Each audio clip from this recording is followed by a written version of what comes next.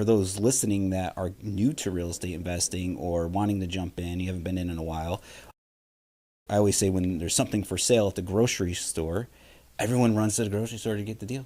But when things are slow and things don't seem that great, that usually means we're on sale. There's opportunities. Yeah, so that's what so me and Marcus, we were starting in that time frame. So for those that are operating in today's time frame, maybe we could share some wisdom from that time and how we got through it and still made deals work, and you can too. So it's possible no matter what the market. So let's do it.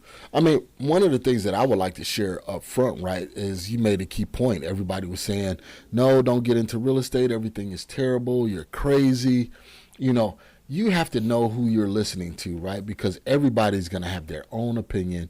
They're going to have their own perspective.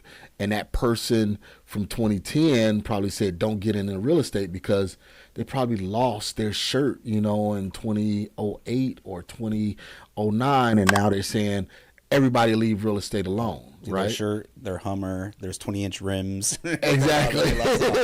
Yeah, for sure. Lost it all. So they ran away from real estate when that was the time to run into real estate. So right now, Mike, kind of what are you seeing in comparison to 2010 to 2025?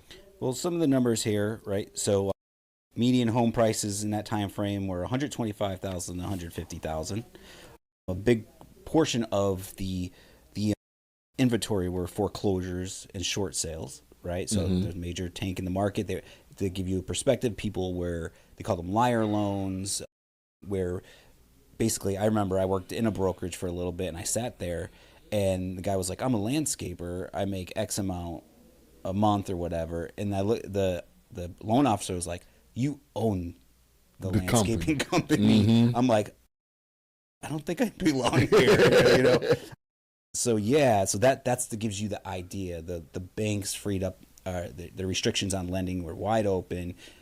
Anyone can get a loan at any price, and that's why the foreclosure and short sales happened, because it was just everyone was irresponsible, from the legislation to the bankers down to the loan officers down to the people borrowing, knowing they can't afford it, right? So that's why it was so huge. Well, and that kind of reminds me of watching The Big Short, right? When they were, you know, in a strip club or whatever, and the girl was like, I don't know what that is, Marcus. Okay, Mike. What are you talking about? But, you know, the entertainer, she was like, oh, yeah, I own 10 houses, right? And that kind of tipped them off to know, like, hey, something isn't quite right here, right?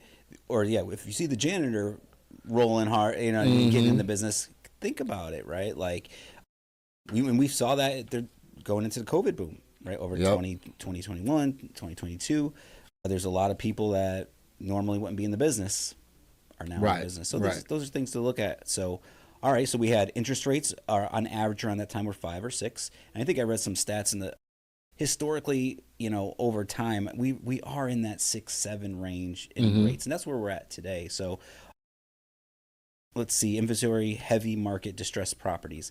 Yeah, man, there's a lot of properties available. Yeah. And when there's a lot of supply and demand, right? Like if there's a lot of properties available, people have the option to choose what they like and don't like, right? They're not, as we experienced over the last 4 or 5 years, things would fly off the rack. Didn't matter what it was, 1 bedroom, studio, condo, didn't matter. But back then, especially us as wholesalers, that's how we started. People can go to the auction, buy a 2000 bill cookie cutter red tile roof, 4-bedroom, 2-bath, the perfect model for a new family to live in and rent and buy. And you can go to auction and just pick them up every day. Like me and you are like, yo, we got this 1940 block on 16th Street and Broadway, and it's like, nah, buddy, get great deal. Nope. So buyers have more options, so they're a little bit more specific on what they want, which we can probably start seeing that, potentially as well.